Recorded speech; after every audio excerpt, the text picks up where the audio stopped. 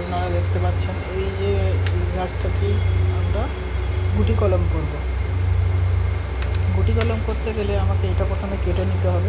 এখান দিয়ে কেটে নিলাম সুন্দরভাবে। এবারে আমি সায়নটাকে রেডি করে নিচ্ছি। সায়নটাকে এই পাতাগুলো এরকমভাবে কেটে দিয়ে দেবে। আমাকে উল্টো দিক থেকে গোড়া দিকে ভেঙে দিলে হবে না, নষ্ট হয়ে যাবে। তো এখান থেকে পরিষ্কারভাবে এরকম পরিষ্কার করে নিতে হবে। নিয়ে এটা পরে ভেঙে দিলেও হবে, না ভাঙলেও হবে। তো এখান থেকে আমি দেখতে পাচ্ছেন কেটে নেব, হালকা করে পাতলা করে ছিঁড়ে নেব। মসি মোটা করলে কিন্তু হবে না। এইবারে সায়নটাকে আমরা কেটে নেব। সায়নটাকে আমরা কেটে নেব সুন্দর করে। কেটে নিয়ে এদিক দিয়ে কেটে নিতে হবে সুন্দর করে। সেম ওই দিক দিয়ে পাতলা করে কেটে নিতে হবে। সায়নটা কেটে নিয়ে এবার আমরা যেমন ওটা চেয়েছিলাম মাছ বরাবর, তার আগে ছুঁচ করে নিতে হবে। যেরকম মোটা রুট স্টক থাকবে সেই রকম সায়ন নিলে খুবই সুন্দর হয়, মানে মিলটা সুন্দর হয়। তো এবার আমরা বসিয়ে দিলাম। বসিয়ে দেওয়ার পরে দেখতে পাচ্ছেন আপনারা সুন্দরভাবে বসে গেছে, সুন্দরভাবে খাপ খেয়ে বসে গেছে। এইরকমভাবে করবেন, আপনাদেরও কলম সঠিক হবে।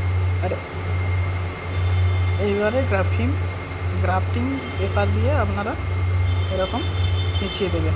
খুব টাইট করে পেঁচাতে হবে, খুব টাইট করে পেঁচাতে হবে, যেন একটুও হাওয়া বাতাস জল প্রবেশ না করতে পারে।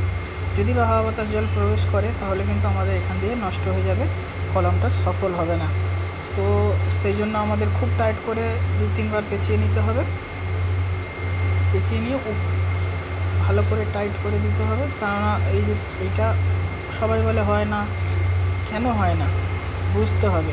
এই জায়গাটা লুজ হয়ে থাকে তাই হয় না।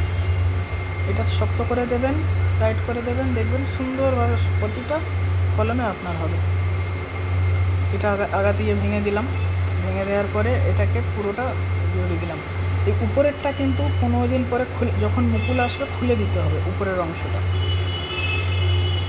অংশটা খুলে দিলে ওখান দিয়ে যখন মুকুল বেরোবে তখনই খুলে দিতে হবে।